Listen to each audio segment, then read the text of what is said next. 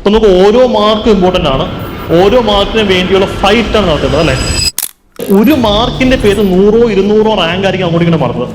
രാവണപ്രഭുവില് മോഹൻലാൽ പറയുന്നുണ്ടല്ലേ, ലക്ഷ്യമല്ല മാർഗമാണ് പ്രധാനം. കൃഷ്ണൻ പറഞ്ഞത് മോഹൻലാൽ പറയുന്നത് അത് ട്രൂ ആണ്. വൈ?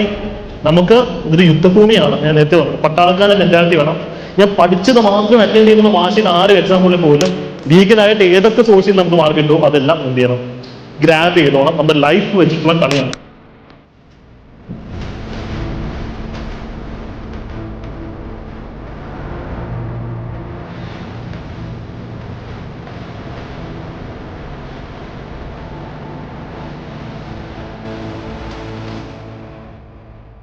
പലപ്പോഴും PSC 4 ഓപ്ഷൻസ് കൊടുക്കുന്നുണ്ടെങ്കിൽ 4 എണ്ണവും തെറ്റായിരിക്കും, പക്ഷെ 4 എണ്ണം ചിലപ്പോൾ ശരിയായിരിക്കും.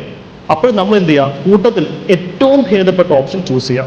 അതാണ് ഞാൻ പറഞ്ഞത്, ഇത് അറിവിന്റെ ഒരു ഗെയിം അല്ല. പലപ്പോഴും നമ്മുടെ ഡിസിഷൻ മേക്കിങ്ങിന്റെ ഗെയിമാണ്. എപ്പോഴും ഒരു പെർഫെക്റ്റ് ഡിസിഷൻ എടുക്കാൻ പോലല്ല, പക്ഷെ അവൈലബിൾ ഓപ്ഷൻസ് വെച്ചിട്ട് ഭേദപ്പെട്ട, അതാണ് അപ്രോപ്രിയേറ്റ് ആൻസർ. കറക്റ്റ് ആൻസർ നല്ല പറയുന്നത് അപ്രോപ്രിയേറ്റ് ആൻസർ, അതാണ് ശ്രദ്ധിക്കേണ്ടത്.